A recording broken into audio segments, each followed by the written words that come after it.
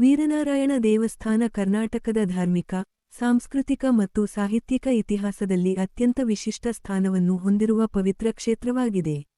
ಶತಮಾನಗಳ ಇತಿಹಾಸವನ್ನು ತನ್ನ ಮೌನ ಗೋಡೆಗಳಲ್ಲಿ ಅಡಗಿಸಿಕೊಂಡಿರುವ ಈ ದೇವಸ್ಥಾನ, ಭಕ್ತರಿಗೆ ಆಧ್ಯಾತ್ಮಿಕ ಶಾಂತಿಯನ್ನು ನೀಡುವುದರ ಜೊತೆಗೆ, ಕನ್ನಡ ಸಾಹಿತ್ಯದ ಹೆಮ್ಮೆಯ ಸಂಕೇತವಾಗಿಯೂ ಗುರುತಿಸಿಕೊಂಡಿದೆ. ಈ ದೇವಸ್ಥಾನದ ಮಹತ್ವವನ್ನು ಹೆಚ್ಚಿಸುವ ಪ್ರಮುಖ ಅಂಶವೆಂದರೆ, ಮಹಾನ್ ಕನ್ನಡ ಕವಿ ಕುಮಾರವ್ಯಾಸರು ತಮ್ಮ ಅಮರ ಕೃತಿ ಕರ್ನಾಟಕ ಭಾರತ ಕಥಾಮಂಜರಿಯನ್ನು ಇಲ್ಲಿ ರಚಿಸಿದ್ದಾರೆ ಎಂಬ ಜನಪದ ನಂಬಿಕೆ.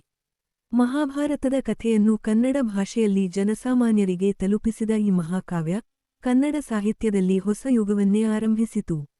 ಈ ಕಾರಣದಿಂದ ವೀರನಾರಾಯಣ ದೇವಸ್ಥಾನ ಕೇವಲ ಪೂಜಾ ಸ್ಥಳವಲ್ಲದೆ, ಸಾಹಿತ್ಯ ಸೃಜನಶೀಲತೆಯ ಪವಿತ್ರ ತೊಟ್ಟಿಲಾಗಿಯೂ ಪರಿಗಣಿಸಲಾಗಿದೆ. ದೇವಾಲಯದ ಆವರಣಕ್ಕೆ ಕಾಲಿಟ್ಟ ಕೂಡಲೇ, ಇಲ್ಲಿ ಆವರಿಸಿರುವ ಶಾಂತ ವಾತಾವರಣ ಮನಸ್ಸಿಗೆ ಅಪಾರ ನೆಮ್ಮದಿಯನ್ನು ನೀಡುತ್ತದೆ. ಗದ್ದಲ, ಗೊಂದಲಗಳಿಂದ ದೂರವಿರುವ ಈ ಸ್ಥಳ, ಧ್ಯಾನ ಮತ್ತು ಆತ್ಮಾವಲೋಕನಕ್ಕೆ ಅತ್ಯಂತ ಅನುಕೂಲಕರವಾಗಿದೆ. ದೇವಸ್ಥಾನದ ಗೋಡೆಗಳು ಕಾಲದೊಂದಿಗೆ ಮೌನವಾಗಿ ಸಂಭಾಷಿಸುವಂತೆ ಕಾಣುತ್ತವೆ. ಪ್ರತಿ ಕಲ್ಲು, ಪ್ರತಿ ಸ್ತಂಭವೂ ಅನೇಕ ಯುಗಗಳ ಕಥೆಯನ್ನು ಹೇಳುವಂತಿದೆ. ವಾಸ್ತುಶಿಲ್ಪದ ದೃಷ್ಟಿಯಿಂದ ವೀರನಾರಾಯಣ ದೇವಸ್ಥಾನ ಸರಳತೆ ಮತ್ತು ಸಮತೋಲನದ ಅದ್ಭುತ ಉದಾಹರಣೆ.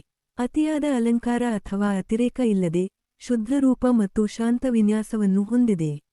ಇಲ್ಲಿನ ಶಿಲ್ಪಗಳು ಗಂಭೀರತೆಯನ್ನು ಪ್ರತಿಬಿಂಬಿಸುತ್ತವೆ. ಕಲ್ಲಿನ ಮೇಲೆ ಕೆತ್ತಿದ ವಿನ್ಯಾಸಗಳು, ಶಿಲ್ಪಿಗಳ ತಾಳ್ಮೆ ಮತ್ತು ನೈಪುಣ್ಯವನ್ನು ತೋರಿಸುತ್ತವೆ. ದೇವಾಲಯದ ವಿನ್ಯಾಸದಲ್ಲಿ ಇರುವ ಸಮತೋಲನ, ಆಧ್ಯಾತ್ಮಿಕ ಶಾಂತಿಯ ಸಂಕೇತವಾಗಿದೆ.